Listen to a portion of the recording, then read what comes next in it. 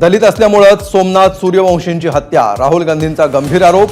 सूर्यवंशी आणि वाकोडे कुटुंबियांचं सांत्वन. मुख्यमंत्री विधिमंडळामध्ये खोटं बोलल्याची टीका.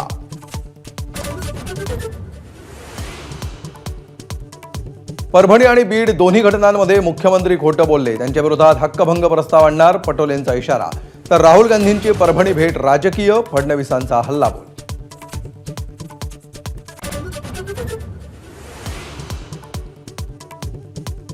बीडमध्ये पोलिसांचेच गुंडांची लागेबांधे. संतोष देशमुखांच्या कुटुंबियांच्या भेटीनंतर शिरसाटांचा हल्लाबोल. उदय सामंत आणि मेघना बोर्डीकरांनीही घेतली देशमुख कुटुंबियांची भेट.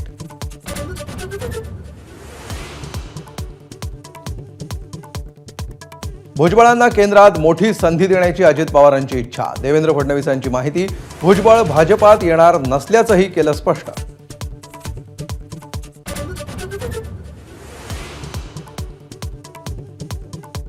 छगन भुजबळांची नाराजी हा पक्षांतर्गत विषय. उपमुख्यमंत्री अजित पवारांचा एका वाक्यात खुलासा.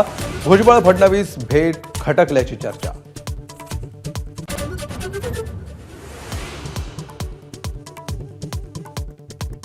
दालनाच्या पाठोपाठ महायुतीच्या मंत्र्यांना बंगल्यांचंही वाटप. चंद्रशेखर बावनकुळेंना रामटेक, राधाकृष्ण विखेंना रॉयल स्टोन, पंकजा मुंडेंना पर्णकुटी, शंभूराज देसाईंना मेघदूत, तर गणेश नाईकांना पावनगड बंगला.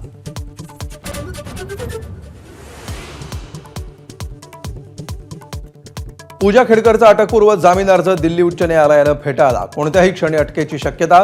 पूजा खेडकरनं फक्त यूपीएससीच नाही तर संपूर्ण समाजाची फसवणूक केल्याचे कोर्टाचे ताशेरे.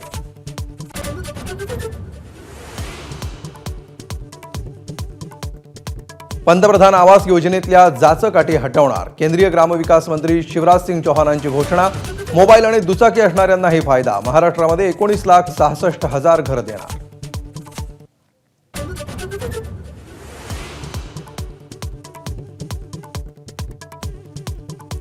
5वी आणि 8वी मधल्या ढकलगाडीला लागणार ब्रेक. फेरपरीक्षेमध्ये नापास झाल्यानंतर विद्यार्थ्यांना त्याच इयत्तेत बसावं लागणार. केंद्र सरकारचा मोठा निर्णय.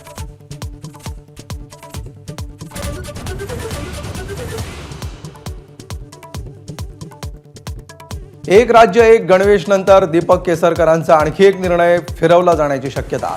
शालेय पुस्तकांना वह्यांची पानं जोडण्याच्या निर्णयाचा राज्य सरकारकडून होणार फेरविचार.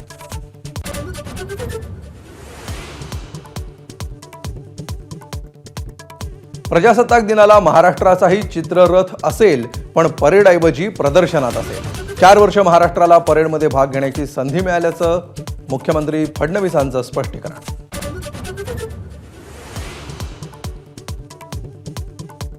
माजी क्रिकेटपटू विनोद कांबळी भिवंडीतल्या आकृती रुग्णालयात दाखल. आयसीयूमध्ये उपचार सुरू. प्रकृती स्थिर असल्याची डॉक्टरांची माहिती.